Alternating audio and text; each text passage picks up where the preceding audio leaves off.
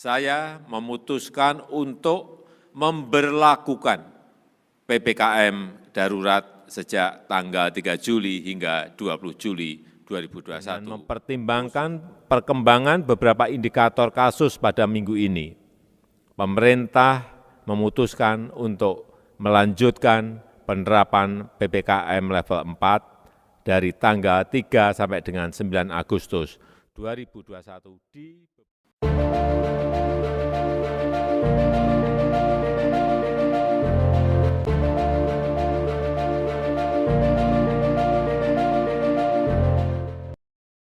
Tingginya kasus penularan COVID-19 pasca libur Lebaran dan cepatnya penyebaran varian baru Delta COVID-19 pada bulan Juni membuat pemerintah menetapkan aturan PPKM darurat di Jawa dan Bali pada 3 Juli 2021 hingga 20 Juli 2021. Aturan ini kemudian diperpanjang melakukan evaluasi penerapan PPKM darurat.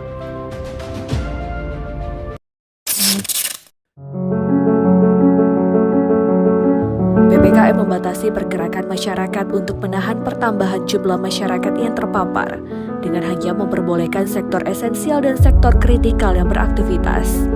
Sementara di luar sektor tersebut harus bekerja dari rumah dan dilarang berkegiatan.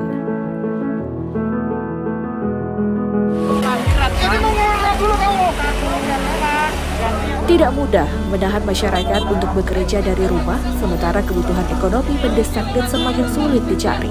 Iya, makanya saya mohon izin kepada asal misalnya kita surat tugas jelas. Hanya semangat menjalani protokol kesehatan, juga pemahaman bahwa pandemi belum usai, yang mampu menahan mobilitas masyarakat di masa PPKM darurat. Petugas gabungan dari kepolisian, TNI, Dishub, dan Satpol PP berjaga ketat siang dan malam di sejumlah titik penyekatan. Petugas menggunakan cara persuasif dan humanis untuk menyadarkan warga agar bersama melindungi diri dari amukan COVID-19 varian Delta. Pada awal penerapan penyekatan PPKM darurat, ketegangan seringkali tak terhindarkan ketika pengendara tak terima diputar balik. Diduga, banyak perusahaan esensial yang belum menerapkan 50% karyawan bekerja dari rumah. Bahkan, banyak pengendara belum mengetahui aturan PPKM darurat. Akibatnya, kemacetan panjang terjadi di setiap pos penyekatan. Bribka Rindo Setiawan menjalani tugas setiap harinya di pos penyekatan gerbang tol Bekasi Timur sejak pemberlakuan PPKM darurat. Ayah dari 3 orang anak ini harus bersabar menghadapi pengendara yang protes tidak terima diputar balik.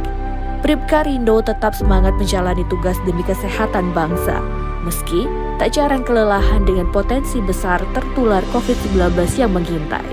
Tugas dijalankannya dengan prokes ketat serta berserah diri sepenuh hati kepada Ilahi.